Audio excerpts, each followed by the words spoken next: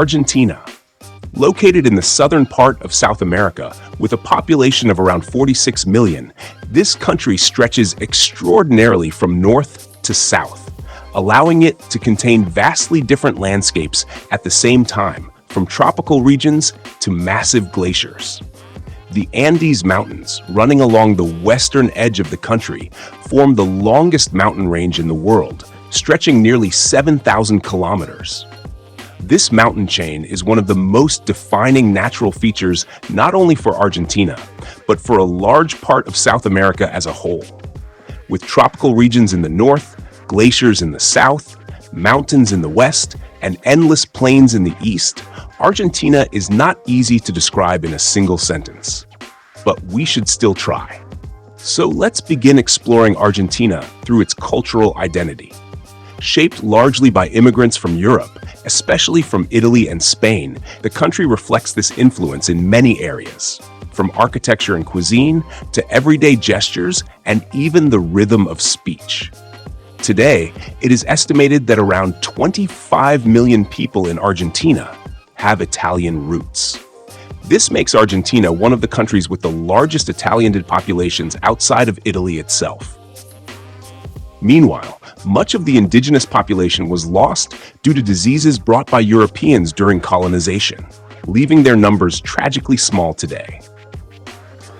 This historical process plays a major role in why Argentina's current demographic structure is predominantly European in origin. Despite the strong Italian presence, the official language of the country is Spanish. However, because of Italian influence, the Spanish spoken in Argentina sounds noticeably different from traditional European Spanish.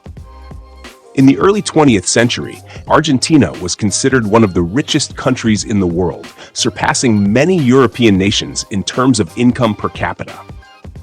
Over time, however, economic crises, political instability, and poor policy decisions completely changed this picture. As a result, a country that was once among the world's wealthiest no longer ranks within the top 70 today.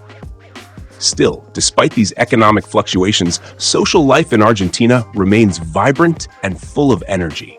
When Argentina is mentioned, the first city that comes to mind is undoubtedly its capital, Buenos Aires. Buenos Aires stands at the center of everything that happens in the country. With its wide avenues, historic buildings, and orderly urban layout, it often reminds visitors of European cities. One of the city's most famous neighborhoods is La Boca, home to the world-renowned Boca Juniors football club. With its colorful houses and street art, the area has a unique character. La Boca is also one of the birthplaces of tango. Tango emerged in Buenos Aires within neighborhoods where immigrants, the lonely, and the working class came together. For this reason, tango in Argentina is not just a dance. It is a way of expressing emotion and telling a story. San Telmo is another district that carries Buenos Aires past into the present, with its narrow streets, old buildings, and street musicians. The area becomes especially crowded and lively on weekends. Recoleta Cemetery is one of the places where social class differences are felt most clearly. The country's wealthiest and most powerful families rest here side by side in grand and elaborate tombs. It is one of the clearest reflections of Argentina's historical class divisions. Cycling is very common in the city. Citizens can use public bicycles for free by registering with their national ID. This system is highly functional, benefiting both public health and traffic flow. One of the cultural influences inherited from Spain is the siesta tradition. Between 1 p.m. and 4 p.m., it can be surprisingly difficult to find open shops. Another important city in Argentina is Córdoba. Córdoba is home to one of the oldest universities in Latin America, creating a strong student culture and a lively intellectual atmosphere.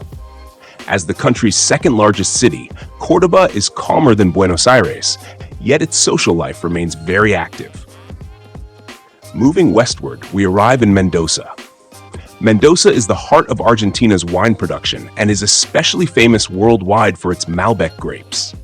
Located at the foothills of the Andes Mountains, the city's vineyards are surrounded by dramatic mountain views, making Mendoza one of the country's most important destinations for wine tourism.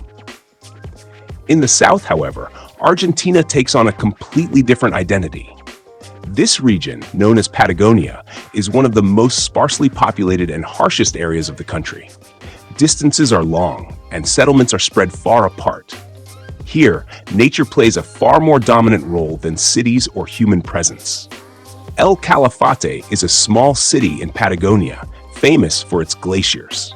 The area is home to Los Glaciares National Park, where the Perito Moreno Glacier stands out as one of the rare glaciers in the world that is still actively advancing. This makes El Calafate one of Argentina's most extraordinary natural destinations. In the north of the country, the atmosphere changes once again. The Iguazu Falls lie on the border between Argentina and Brazil.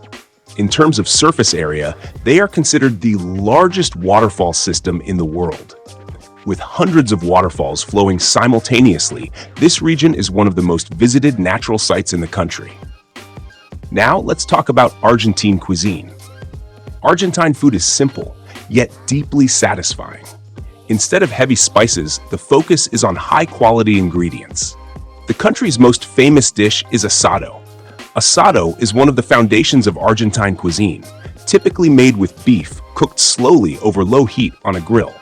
But beyond the food itself, asado represents social gathering, sharing, and togetherness.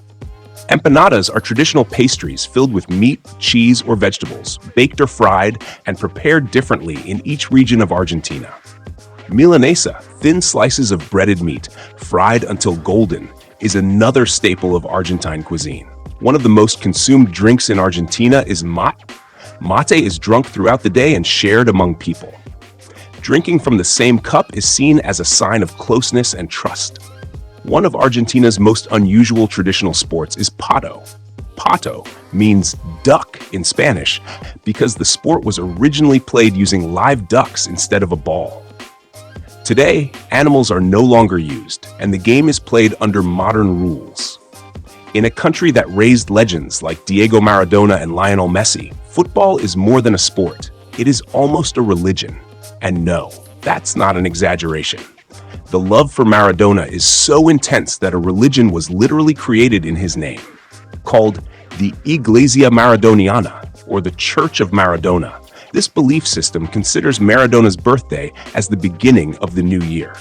Its followers call themselves Diegorians, and their holy book is titled Yo Soy El Diego, which tells the story of his life.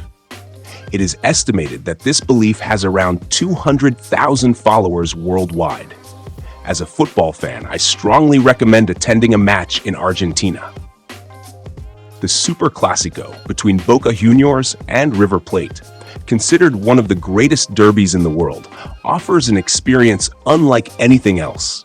If you miss that match, games of teams like San Lorenzo, Rosario Central, Independiente, or Racing Club are also worth attending. Trust me, you won't be watching the match for 90 minutes. You'll be watching thousands of passionate fans. Finally, before leaving you alone with the images of Argentina, I'd like to share a small reminder.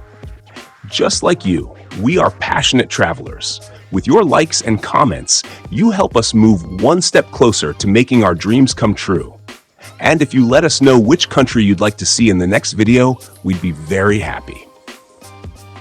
Look and book, discover the world.